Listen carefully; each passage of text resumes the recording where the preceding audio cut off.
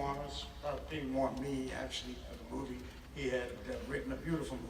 You know Francis wrote Patton, you know, George Season. He wrote that.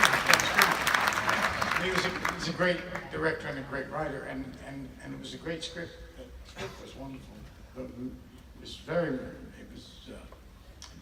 almost abstract, surreal movie about a professor who falls in love with one of his students. It was beautifully written. Anyway, they turned us down, they turned me down, and then Francis never did it. And I went away, and I said bye, and a year later, my phone rings in my apartment, and I pick it up, and it says, "Hey, Al, hi." I said, "Who's this?" He says, "It's Francis." I said, "Francis?" "Yes." "Oh, Francis, yes." He made an impression, but it was a year, you know, and my life was in a sort of strange place. But I said, "Thank you." "Francis, it's so good to hear you. Hi, how are you?" He said, "Pretty good. Listen, I just want you to know I'm doing The Godfather."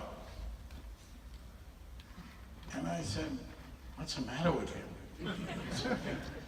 There's something wrong with him. Because The Godfather was the biggest book, the biggest film, and then I thought he's now, it's, you know, it's tough in Hollywood, you know, you get, anyway, I thought that it was very strange. And I said, "Well, that's good, Francis." So I was humoring him.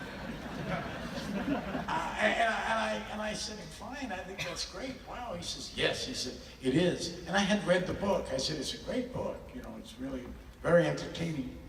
And he says, "Yeah." He says, "And I'll tell you, I'm thinking of using you as Michael Corleone." And I thought, "Nah, he's really nuts here. You know, it's, so I thought, okay, let me just think about this for a second. I flash on the book.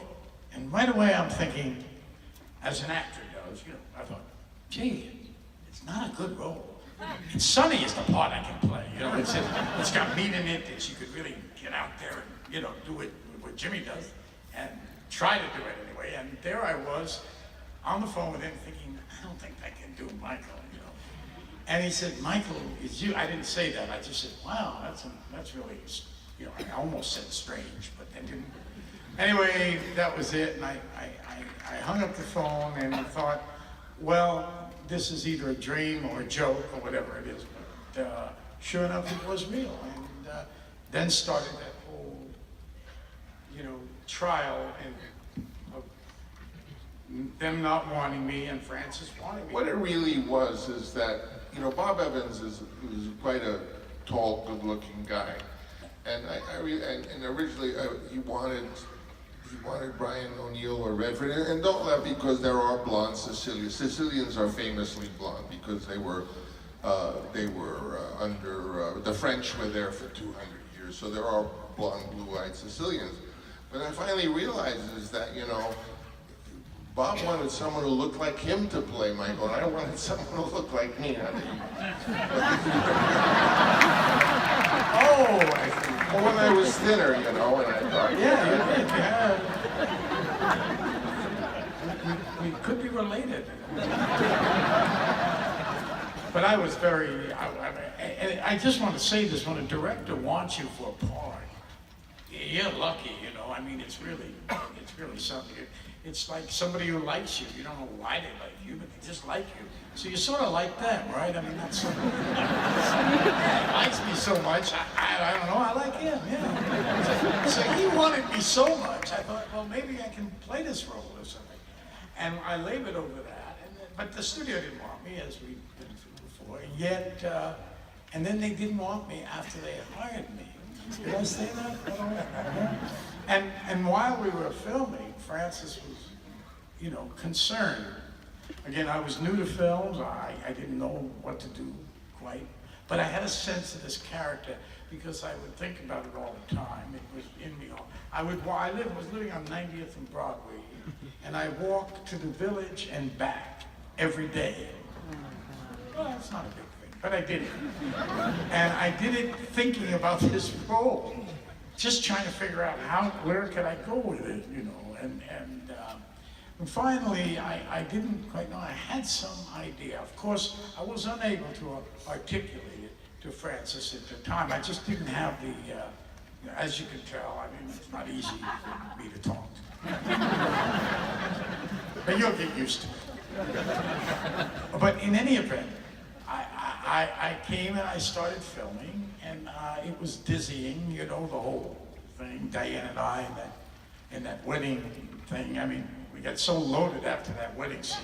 Can't We were tell. on the floor. You can't tell from that wedding scene where he tells her about the guy and your brains and the contract, that was literally shot at night because we were so late, we had lost the light, and we were in deep trouble schedule-wise, and they just pumped light in. I don't know if you remember. A lot of chaos going on there. It was yeah. very, very dark.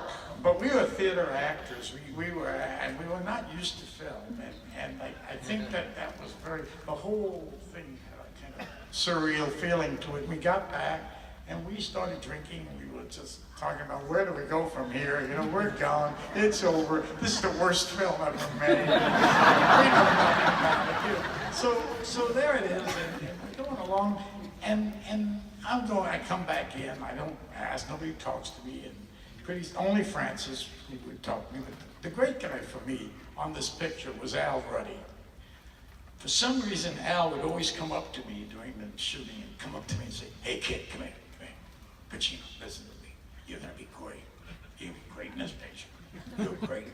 I say, "Oh yeah, thanks." You know, I didn't know what I was doing, but it was really encouraging. He was the only one who spoke to me because I would do scenes, you know. And I'd be in the middle of a scene somewhere, and I'd hear some. I really heard. It wasn't just hearing things. I heard people were giggling. You know, they were sort of snickering. What is that about? And it was about me. You know, where did Francis get this guy? I remember Francis actually. You remember the time you called me into the Ginger Man? Do you remember that at all? You were sitting. What did you say? You were really cool. You were sitting there with your family, and you were very nice to me. The only thing you didn't do was you didn't ask me to sit down at the table, which I took as a sort of strange, you know, reaction. And I thought, well, I'll stand here then. And you told me straight out that I got to start getting my chops together. You know, it's not. You know, I got great confidence in you, but. I sort of, in a way, you were saying, you know, I sort of don't know what you're doing. And then you did one of the most wonderful things. You said, I've prepared the rushes, the takes that you've done, and they're at Paramount. You remember that now? Is that coming to you? No?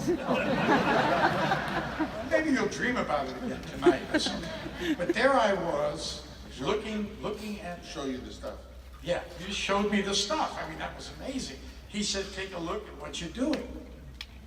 And I looked at it in this room by myself, just sitting there thinking, well, that isn't very good, or whatever it is. It seems okay. It doesn't even seem okay, but it doesn't matter because my mind was always thinking that Michael was something you know, I was going for the ending of the movie, which makes him somewhat enigmatic, you know, and early on he's like someone you don't pay attention too much, so that when the transition comes, right, finally when he becomes the Don, you go, whoa, where did that come from? That was my hope, and I tried to orchestrate my role that way, and so, but I sort of knew that I was doing it, but I was really on the wrong track. So I went to him and said, I see what you mean.